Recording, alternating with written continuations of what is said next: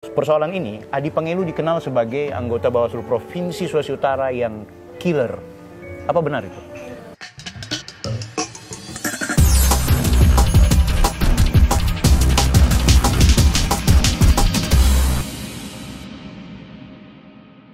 Hai, saya bersama Supriyadi Pangelu, SH.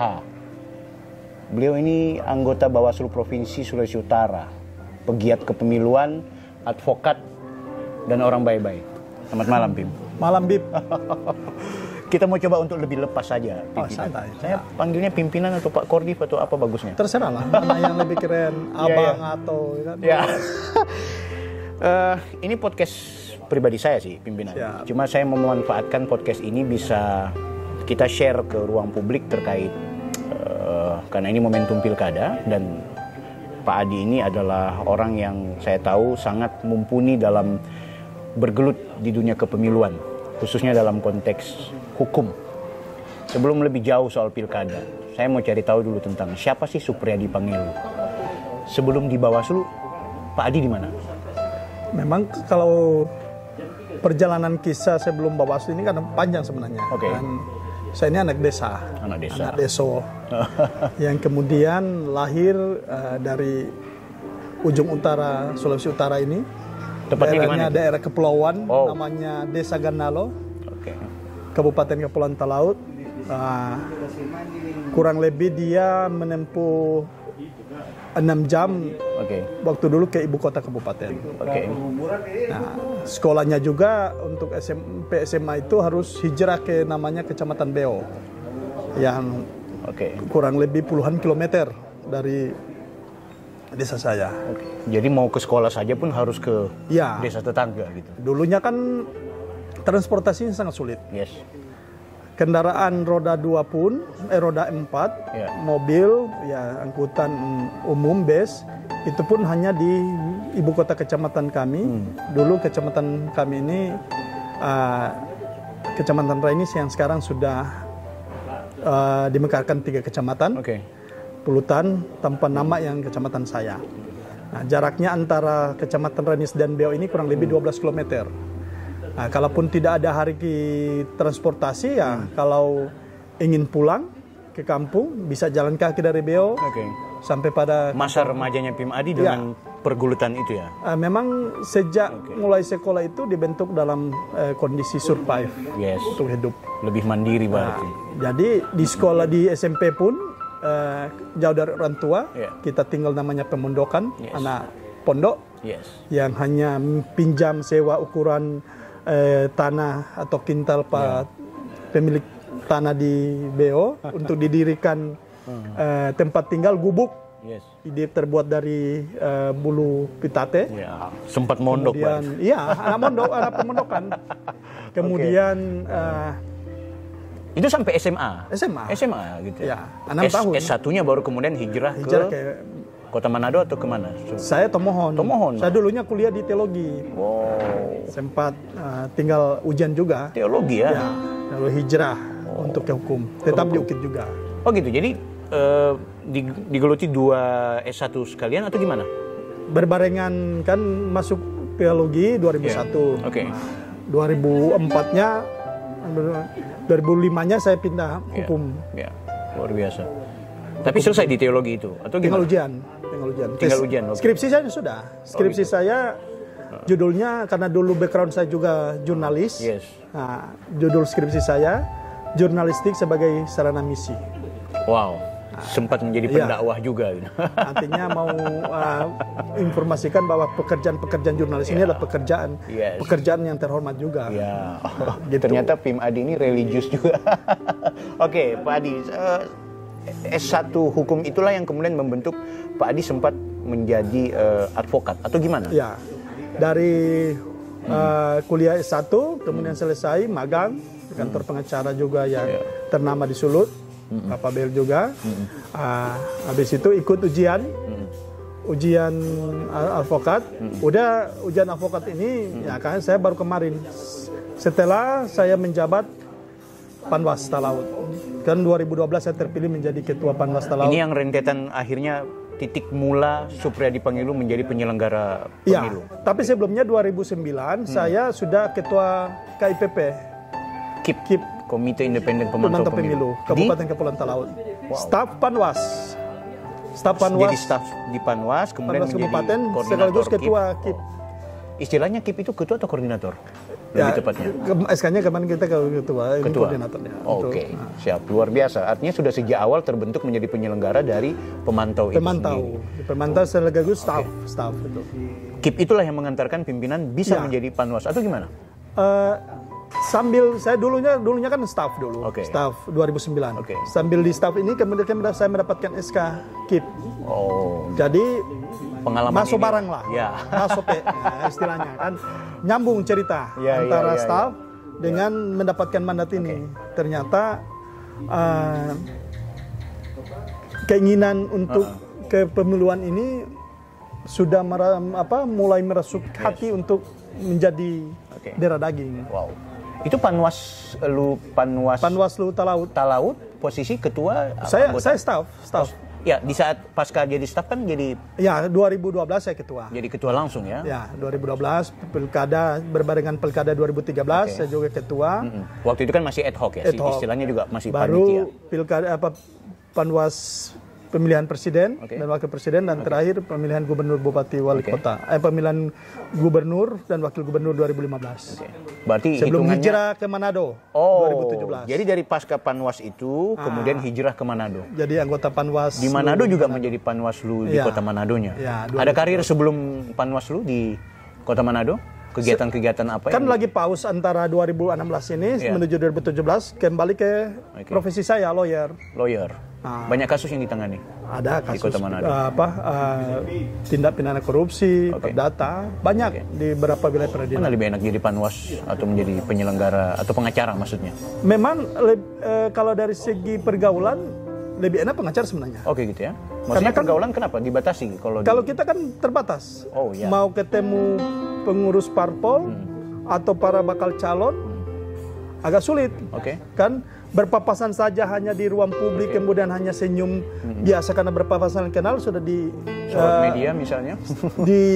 Mungkin ada yang jepret dan jadi viral bahwa senyum ini mereka agak kan.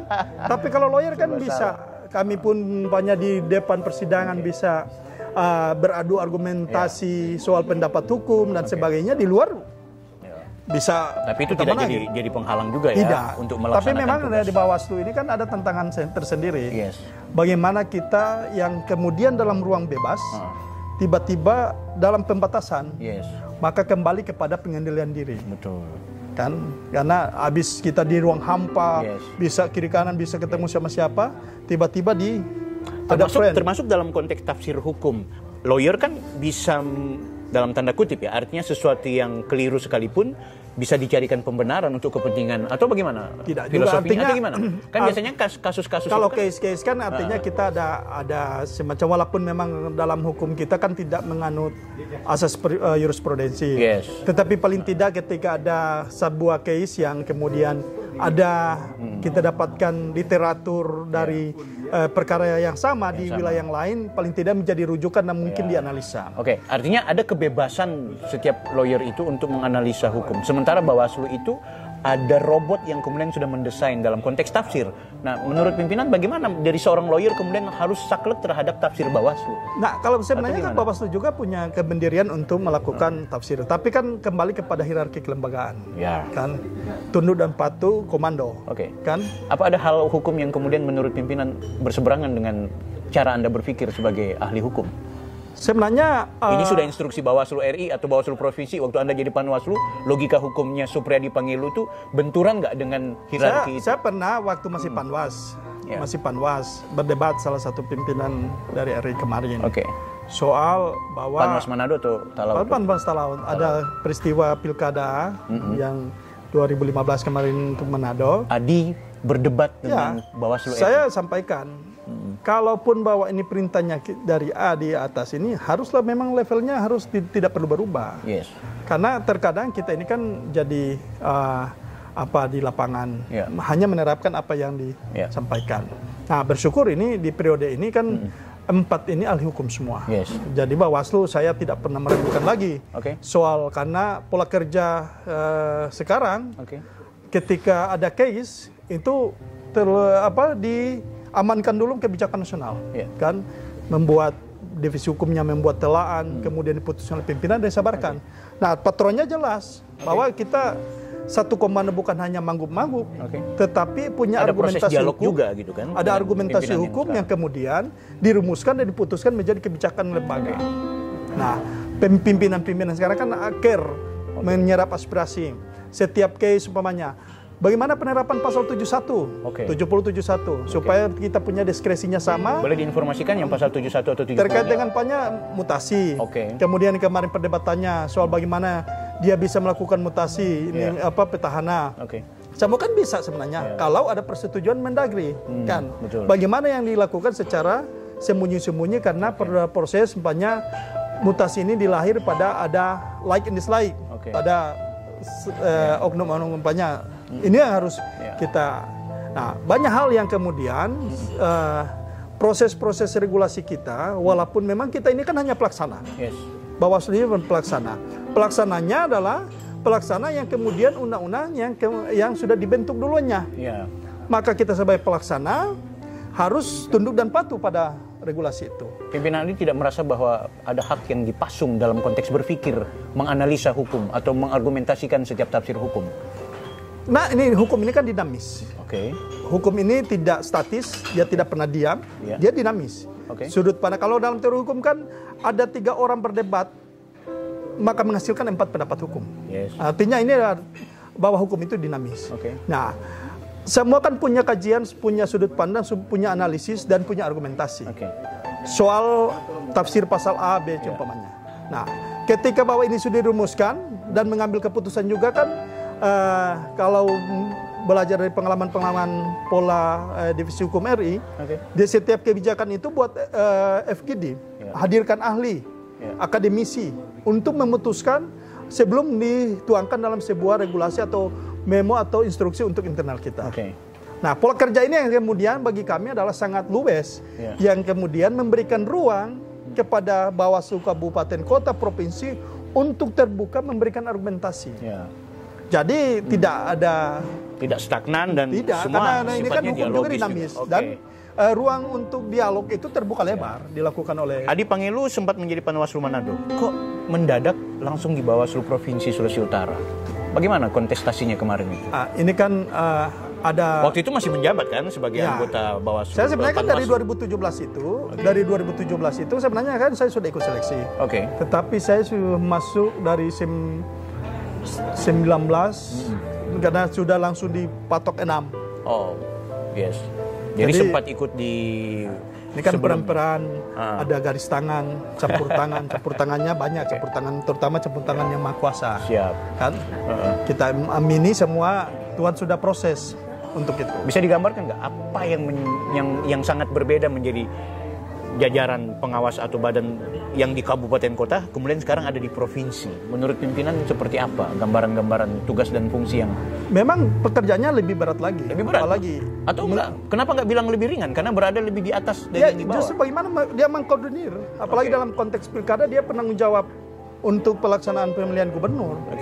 Jadi dia bagaimana mengkoordinir teman-teman, apalagi belum ketemu dengan teman-teman yang sedikit bandel, kan? Yang mau diinstruksinya saya enggak ya. Ada yang NATO kan? Maksudnya NATO? No action take only. Ngomongnya terus tapi ketika ditanya bagaimana prosesnya?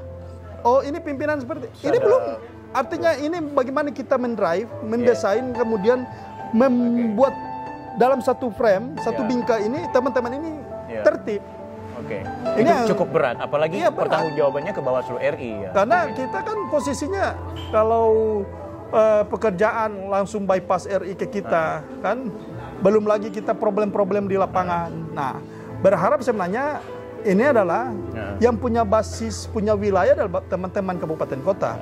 Yang tugas tanggung jawabnya sebenarnya bagaimana mengkonsolidasi teman-teman jajaran ad hoc yang dibentuk oleh teman-teman. Nah, persoalan ini, Adi Pangelu dikenal sebagai anggota Bawaslu Provinsi Sulawesi Utara yang killer. Apa benar itu? Saya sebenarnya kalau soal killer karena tugas tanggung jawab, saya tidak pernah menyerang pribadi Bang Taufik, kan? Tapi kalau soal pekerjaan, karena bagi saya kita sudah terikat sumpah janji. Sumpah janji ini bukan hanya untuk NKRI kita, bukan hanya Merah Putih, tetapi terlebih untuk Tuhan. Kemudian kita ini semua menikmati dari suar lelah, keringat rakyat kecil. Yang kemudian menjadi gaji kita, hak kita diambil dari situ. Kita keluar rumah naik mobil dengan mobil dinas, masyarakat kecilnya datang dengan angkot, kan? Kita mau ke jalan ada fasilitas, namanya SPPD, nginapnya di hotel. Itulah yang membuat Adi Pangilu akhirnya melihat sangat sensitif terhadap aturan-aturan main yang ada di internal. Kalau teman-teman jajaran di bawah tidak tertib, tidak melaksanakan tugas, bahkan termasuk menggunakan pakaian yang tidak elok atau tidak sesuai di saat acara-acara formal, kalau di Anda sangat ketat formal, karena ini kan persoalan wibawa kelembagaan. Wibawa kelembagaan artinya performance. Bagaimana publik menilai kita? Kalau kita juga tidak menimbulkan, walaupun memang uniform ini tidak melegitimasi soal pekerjaan kita dinilainya seperti apa. Tetapi terpenting adalah performance kita. Apalagi kalau kita bertemu di ruang umpamanya. Gimana kalau kita rapat dengan bupati wali kota kita pakai kaos? Gimana? Bib kan? Betul. Bagaimana kita mau ketemu dengan Forkopimda atau Pak Kapolres? Jajaran selevel, banyak kita selevel Forkopimda walaupun haknya berbeda kan?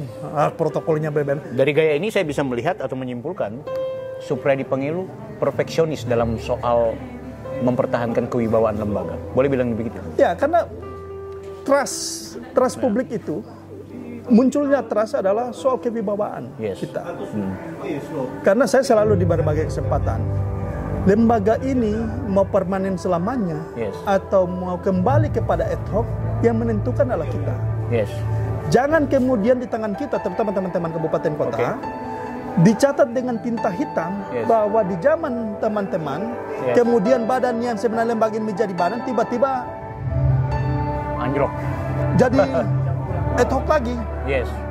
Zamannya siapa? Artinya ini punya potensi ya, Bawaslu yang hari ini menjadi permanen bisa kembali karena menjadi... soal kepercayaan publik kepada kita soal pengawasan. Nah, penentuannya adalah karena banyak kan yang mendorong untuk membubarkan Bawaslu. Betul. Kan banyak yang kemudian banyak orang skeptis. Apa sih? Saya kemarin dikritik sama teman-teman media. Ini Bawaslu apa sih? Dia ujung-ujungnya juga cuma menjadi lembaga yang menyelenggarakan aktivitas sesuai dengan administrasinya tanpa kemudian punya efek terhadap apa-apa yang menjadi potensi pelanggaran.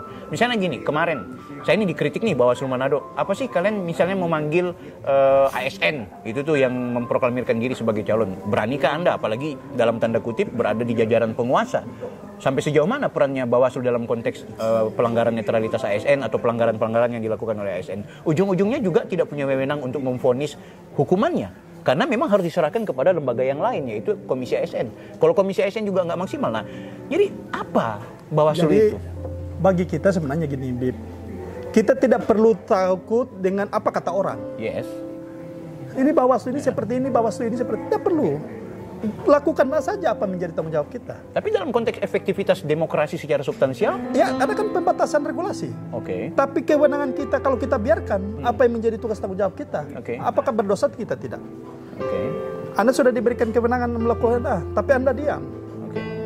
Beda kalau itu bukan kewenangan kita. Kan? Tuntaskan saja apa menjadi kewenangan kita. Apa yang menjadi tugas tanggung jawab kita. Soal bahwa pihak lain yang mengeksekusi bukan domain kita lagi. Bahwa kita tidak berdosa lagi, kita sudah bertanggung jawab. Tanggung jawabnya, tanya ke dia, mengapa dia sanksinya seperti ini. Bukan lagi tanggung jawab kita. Tetapi yang sangat berdosa ketika kita tahu ini kewenangan kita dilaksanakan. Kemudian kita biarkan. Jangan kan pelanggaran, ini kewenangan. Soal kewenangan melakukan tidak dilaksanakan dengan optimal. Tidak dilaksanakan dengan baik. Kita melanggar sumpah janji. Lebih parah lagi. Nah, jangan hiraukan apa kata orang. Kalau kita sudah melaksanakan sesuai dengan tugas tanggung jawab kita, sesuai tupoksi kita, ya sampai sini kewenangan kami. Anda mau marah kami bukan masalah kami. Ini kami sudah merekomendasikan. Ini surat kami tertanggal sekian ke Komisi ASN. Tanyakan ke Komisi ASN. Karena inilah keterbatasan regulasi. Kalau Anda mau ke depan lebih baik, Bawaslu punya peran luar biasa, penanganan pelanggaran ASN, sanksi yang menjatuhkan Bawaslu. Oke. Itu kalian harus dorong. Ini yang kemudian kita ajak masyarakat sipil bahwa regulasinya harus dirubah. Kewenangannya Bawaslu melakukan penanganan pelanggarannya, yang berhak menentukan bobot sanksinya berdasarkan PP 50 dan Undang-Undang ASN 5 2014. Kewenangannya ada Bawaslu umpamanya. Maka ini balance apa yang kita lakukan. Betul. Artinya publik juga harus mendorong itu ya mungkin. Karena persoalannya sekarang publik juga tidak tahu, tidak pernah dijelaskan, karena kita juga tidak memproses. Kan sudah tahu bahwa itu kewenangan kita diamkan. Hanya bicara umpamanya kami jumlah sekian baliho, kan tidak dipanggil kan, publik juga skeptis dan apatis. Manggil loh, Pim. Kan? Kemudian adalah soal asas keseimbangan. Siapapun dia proses. Pasti. Ini menimbulkan soal trust publik. Walaupun endingnya ada yang tidak suka pasti mengatakan bahwa kita ini tidak netral. Ada yang diuntungkan dengan kebijakan kita, diuntungkan dengan undang-undang mengatakan bahwa kita ini pro. Itu dinamis, biasa itu. Tapi intinya adalah tugas tanggung jawab kita harus. Saran untuk Pilkada 2020 bagi kami sebagai penyelenggara di jajaran sebenarnya yang harus kita lakukan adalah kita jangan terlena dengan problem-problem, masalah-masalah yang selalu terjadi di setiap pemilihan.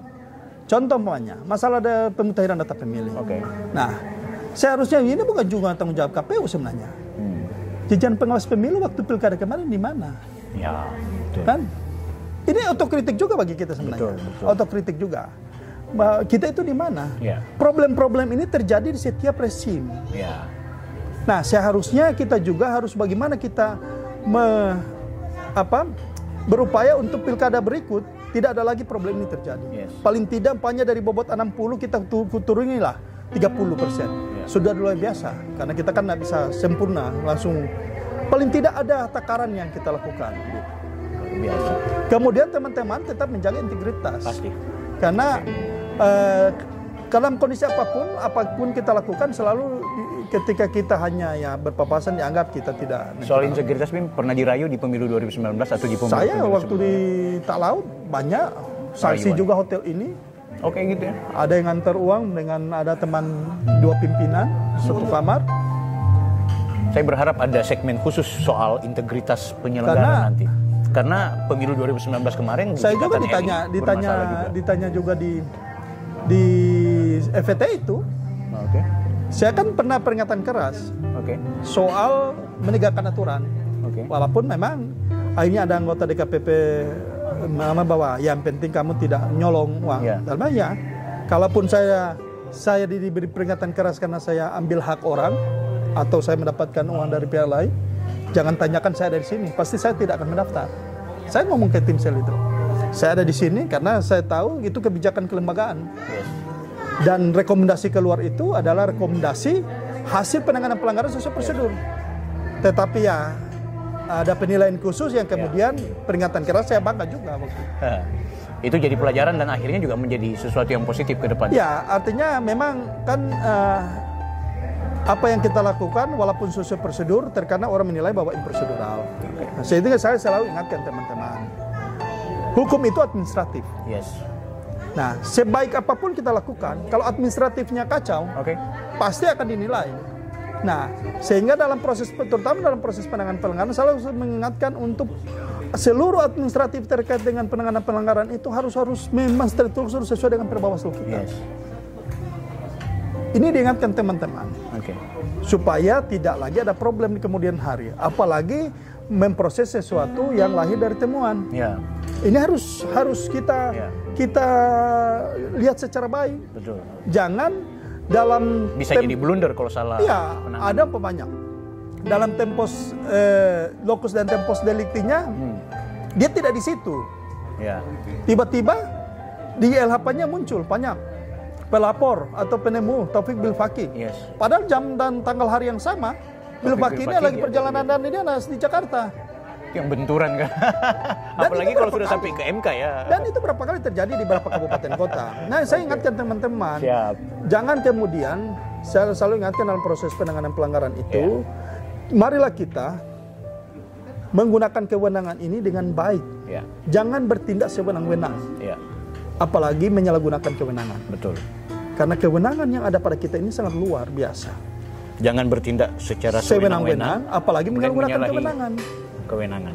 Luar biasa. Nah, wewenang ini kan besar bagi kita. Terserah kan kita. Artinya jangan kemudian memproses kasus itu berdasarkan like and dislike. Yes.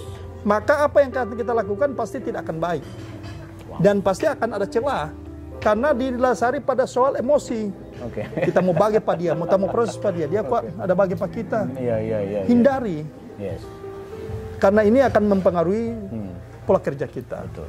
Dan kemudian mencederai hakikat demokrasi secara substansial. Jangankan demokrasi, mencederai lembaga juga. Gitu. Maka akan terbawa Bawaslu ini. Orang tidak akan bilang Taufik Bilfaki atau Supreme Pengadilan. Bawaslu sana kok senat netral. Ya. Bawaslu sana kok parah. Ini tantangan. Lembaga yang akan. Betul sekali. Tetapi kita harus optimis. Mengubah itu dan menumbuh kembangkan trust publik adalah kita. Maka ini belum terlambat. Pilkada 2020 ini yang kemudian kita harus jawab dengan tanggung jawab dan kewenangan ada pada kita. Luar biasa. Kewenangan ini yang kemudian kita lakukan secara baik. Semaksimal mungkin selama kita boleh lakukan dengan baik. Tanpa kemudian bertindak improsedural. Supriyadi Pengelu, anggota Bawaslu Provinsi Sulawesi Utara. Terima kasih pimpinan. Terima kasih Habib. Malam.